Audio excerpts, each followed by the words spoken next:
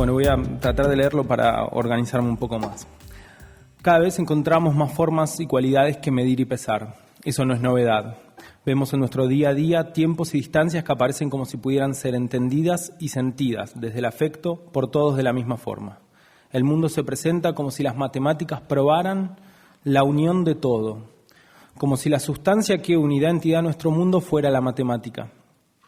Prueba de esto es cuando azarosamente alguien dice 1 metro de tela o de lo que sea, y sin dudar, sin pensar, creemos con certeza que se habla de una medida concreta, real, objetiva, universal y neutra. Como si ese metro D no constituyera un algo singular para alguien y expresara una homogeneidad semántica.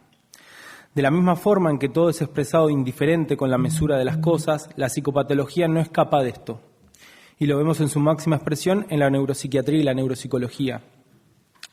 Su apoteosis se ve en el llamado examen psicopatológico, el cual es solicitado para dar conocimiento de la evaluación y donde escuetamente, por no decir pobremente, se trata de evaluar el estado psíquico del paciente. Se utilizan medidas, juicios que pasan desapercibidos, la lucidez, la afectividad, la memoria y el mismo juicio. La afectividad, como las otras esferas del examen psiquiátrico, cae bajo la mesura de la ciencia, el afecto, y sus cualidades ya no son dignos de una poética y se los expresa como timia, la cual puede mostrarse solo en variantes dentro de una línea que va desde una atimia, en donde este árido neologismo expresaría la falta de afectividad, a los extremos de un aumento patológico de la afectividad, la hipertimia. A su vez, la hipertimia puede ser displacentera o placentera, lo que pone en evidencia la pretensión científica de domesticar el afecto en su aparente totalidad. El proyecto matemático de la naturaleza, dirá Heidegger. Estos rangos, espectros, niveles toman el valor de objetos concretos, reales, universales y sobre todo neutrales. De esta manera, una gran tristeza, el afecto de un duelo irresoluto, lo que se llama depresión y la melancolía, pueden ser llamados hipertimia displacentera, pensando que quien escribe esta hipertimia displacentera, quien pronuncia y quien lo decreta no realiza un juicio. Pero aquí surge un problema apremiante para quien se detiene a preguntarse sobre su práctica. Vemos que al hablar de afecto se recurre a lo cuantitativo y con esto a la normalidad, una normalidad que en demasía, para un lado o para el otro, se torna patológica. Desde este lugar, de un supuesto exceso, se aplica el prefijo hiper, cayendo así en un juicio cuantitativo, pudiendo decir que esa afectividad no se corresponde. Cabría preguntarse, ¿con qué no se corresponde? ¿Con lo biográfico del paciente no se corresponde? ¿Con su singularidad o con lo esperado? ¿Con lo esperado por quién? En estas preguntas se devela algo de lo que la neutralidad y objetividad esperan encubrir con sus brumas. Al presentarse la tristeza como el metro, ambos como objetos por fuera del observador, por fuera del sujeto, por fuera de mí, caen en lo cuantificable, en lo mesurable. Por consiguiente, cabe la posibilidad de universalizarlo, aplicar escalas que normativicen y regularicen las medidas de la tristeza, aquí o en Timbuktu, donde si bien se toman ciertas medidas para situar geográficamente la escala, no aparece ni una migaja del padecer de quien lo sufre. ¿Cómo sucedió que algo del afecto y la espacialidad, tan singulares y diferentes, caigan ambos bajo ser considerados objetos? ¿Cómo es que pueden ser objetivados, medidos?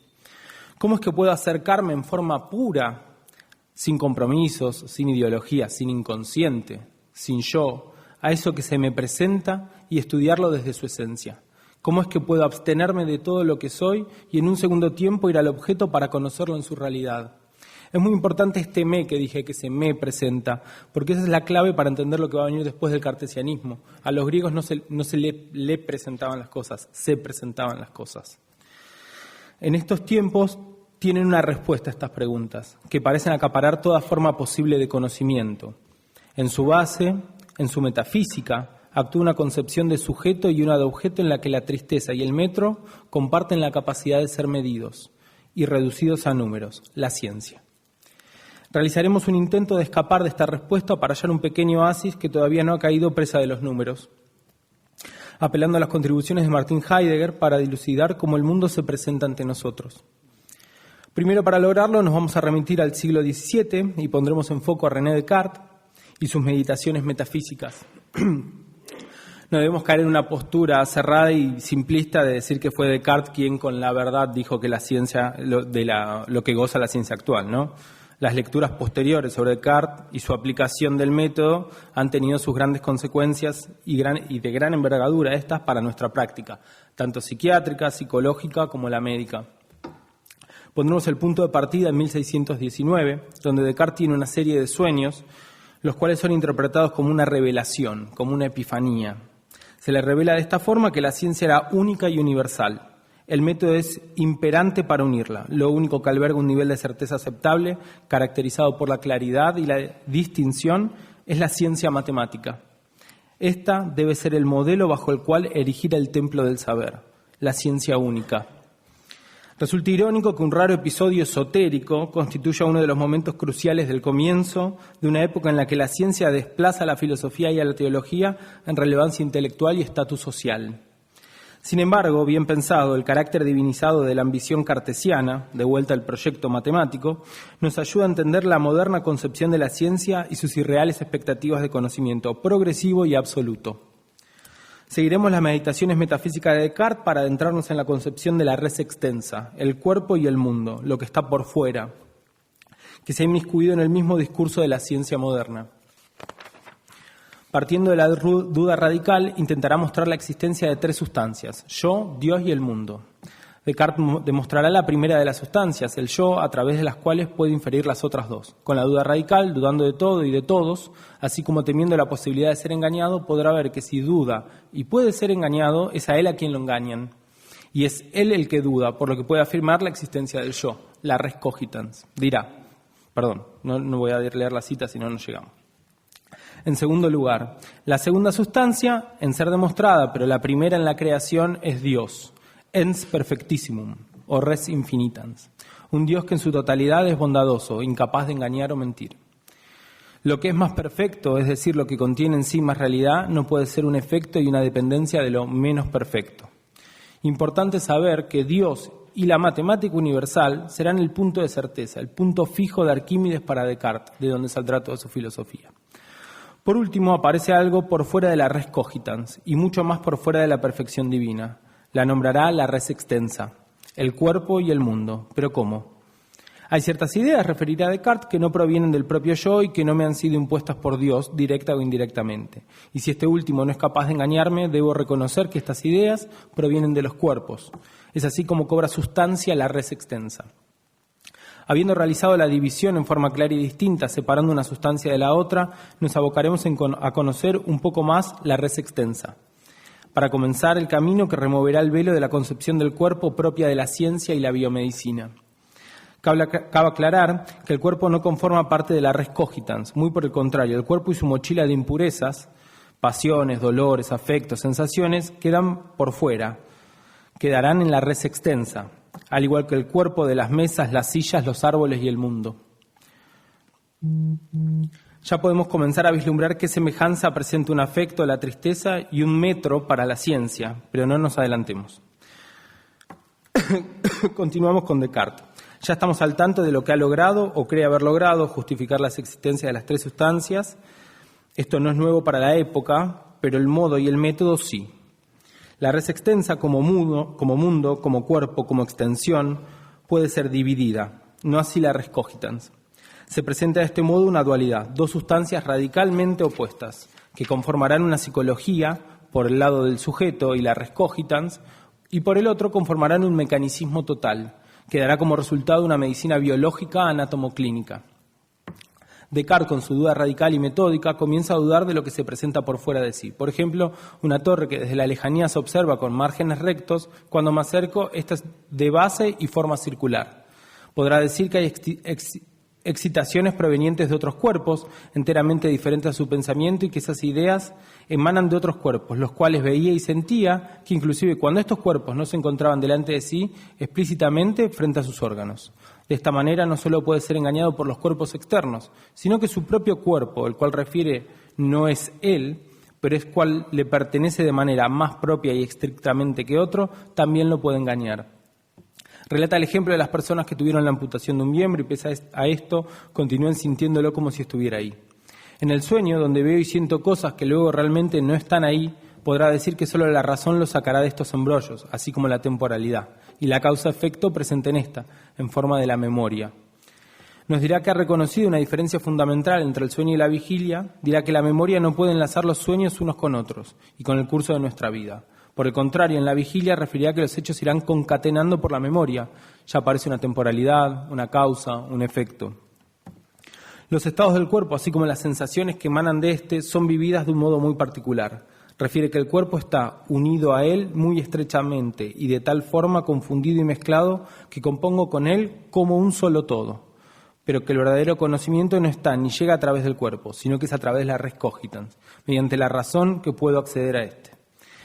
El cuerpo de Descartes asoma de la siguiente manera, según él dice, como una máquina fabricada, compuesta de huesos, nervios, músculos, venas, sangre y piel. De esta manera deja bien claro la cualidad de claridad y distinción, donde el cuerpo, la res extensa, es divisible. Para Descartes el cuerpo es algo que puede deshacerse en trozos, para colegirlos, conocerlos, aprenderlos desde la razón. El cuerpo es extenso, tiene la capacidad de ser medido, pesado, no así el alma. Los cuerpos son tales que responden a la geometría, a la matemática. Estos cuerpos, este cuerpo que ambos adquieren la nominación de objetos. Con esto, particularmente con el cuerpo que le es más propio, aparece el hambre, la sed, apetitos. Y dice él, e inclinaciones corporales hacia la alegría, la tristeza, la cólera y otras pasiones. De esta manera, una vez pensada la genealogía del objeto, del cuerpo, la res extensa, debemos volver a preguntarnos, ¿cómo sucedió que algo del afecto y la espacialidad, tan singulares y diferentes, caen bajo ambos ser objetos? ¿Cómo es que puedo acercarme en forma pura a eso que se me presenta? ¿Cómo es que puedo abstenerme de todo lo que soy y en un segundo tiempo ir al objeto para conocerlo? Podemos ir dilucidando para quién y cómo puede transformarse la tristeza, un dolor del alma, un profundo sufrimiento, una inconmensurable carga para el espíritu, una pérdida, en una hipertimia displacentera, en una falta de serotonina. Un cuerpo que no difiere de una mesa, de una silla, los cuales si se rompen no hacen falta más que repararlos. Pero no podemos solo quedarnos en esto. ¿Qué propuesta surge a partir de esta crítica? ¿Existe algo que pueda hacerse? ¿Existe una concepción del cuerpo que pueda no ser la del objeto? Creemos que sí, que hay una apertura a la historia del concepto como a una revisión y cuestionamiento desde el pensamiento de Martin Heidegger. Cuestionará los fundamentos de la ciencia y con esto de la metafísica, preguntando, ¿existe una diferencia entre mi cuerpo y el de un martillo? Rápidamente puede observar cómo la precisa incisión ontológica de Descartes separa el mundo y el cuerpo del espíritu. Las prácticas y las concepciones posteriores no podrán escapar de este dualismo. Tanto el ente como el ser, en la concepción cartesiana y de la ciencia moderna, aparecen indistintos, ambos dentro del mundo de la sustancia, no debiendo nada a nadie, sin relación con el mundo, más que desde la teorización. Heidegger nos hará pensar que el cuerpo que aparece objetivado bajo la concepción de la ciencia, el cuerpo como es concebido por la biomedicina, es concebido como un cuerpo físico, que en lo general no difiere de cualquier otro cuerpo u objeto, ya que se encuentra su determinación en la extensión. Señala la particularidad de todos los cuerpos, aún de aquel cuerpo con vitalidad, el cuerpo viviente, el cual para nuestro amigo René, como para la ciencia, no deja de ser extensión, materialidad y espacialidad.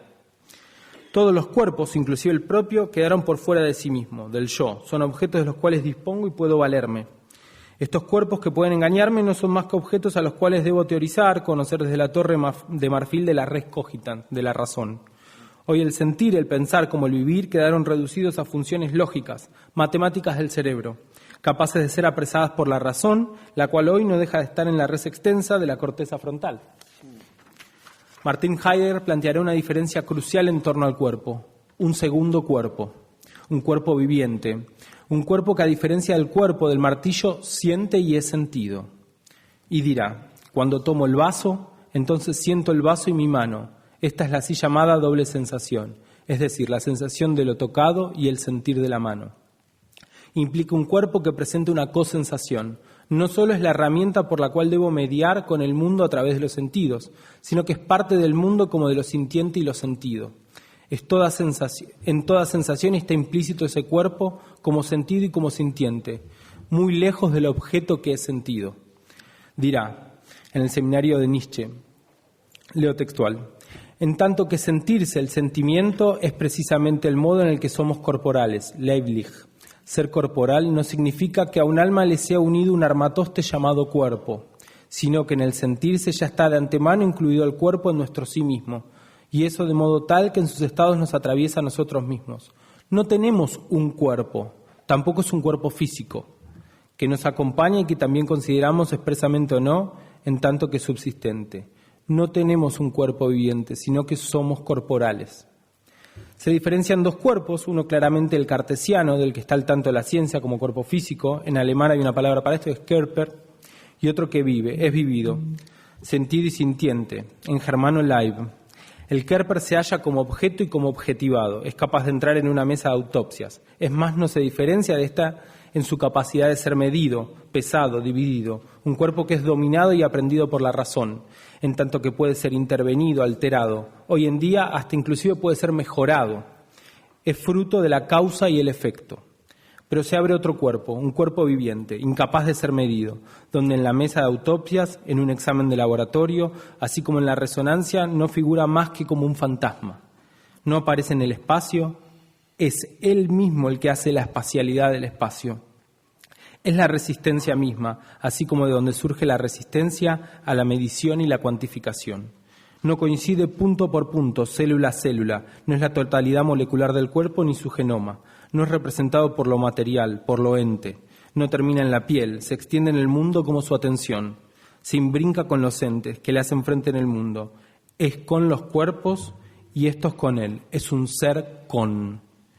El cuerpo físico termina en la piel. El límite del cuerpo viviente frente al límite del cuerpo físico no difiere cuantitativamente, sino cualitativamente. Al apuntar con el dedo hacia la cruz de fuera, dice Heidegger, yo no termino en la punta de mis dedos. Presenta cierta semejanza con ese dolor inclasificable, sin base orgánica, que es vivido por la histeria y que la ciencia, con sus fármacos e intervenciones, no puede ni acercarse a calmar. Es ese mismo dolor de estómago o de muelas que extiende un velo de sombra sobre la existencia. Es ese dolor que no duele al estómago o a la muela, sino ese cuerpo del que son tributarios, como unidad y no como parte medida y pesada. El ejemplo por antonomasia es la eutanasia o el suicidio asistido, donde si el dolor se ubica dentro de los márgenes de lo medible, de lo esperable por la ciencia para un padecer capaz de cuantificarse, la discusión se instala, los bandos se establecen entre los progresistas a favor y los moralistas en su contra. Pero cuando el dolor involucra una subjetividad, ya no del sujeto cartesiano, cuando es un sufrimiento que no se acopla a la causa-efecto, los rostros se miran y los vestigios de la moral religiosa y cartesiana aparecen de ambos bandos. La ciencia y la biomedicina toman sin lugar a dudas al Körper como única concepción del cuerpo y someten al cuerpo vivido a un lecho de Procusto, apareciendo así una medida en el laboratorio que marca lo sano de lo enfermo, lo normal de lo anormal, un cierto peso para una cierta altura, una resonancia para vislumbrar un cierto cerebro. Lo esperable no es neutral, no es objetivo, no es desde la pureza de la falta de singularidad que surge lo normal, lo esperado. Todo es para un cierto cuerpo. Un cuerpo que no es sin la ciencia moderna, quien lo conoce y lo funda en el mismo acto. Un cuerpo de donde provienen la tristeza como la alegría, que no dejan de ser parte del Körper, parte divisible y medible, permitiendo pensarlas como hiper o hipo, como normal o patológicas. El cuerpo viviente es quien da la posibilidad de un cuerpo físico. Es anterior a los órganos, anterior al género, anterior a las clasificaciones. Es la misma posibilidad del sujeto, ya no entendiendo como algo aislado, como un psicologismo, sino como algo por fuera de sí mismo, constantemente fuera, sin un adentro, ya que este binarismo afuera-adentro se enmarca en el cartesianismo. Un cuerpo que es fuera, un cuerpo que no deja de ser lenguaje, un lenguaje que no deja de ser fuera. Muchas gracias.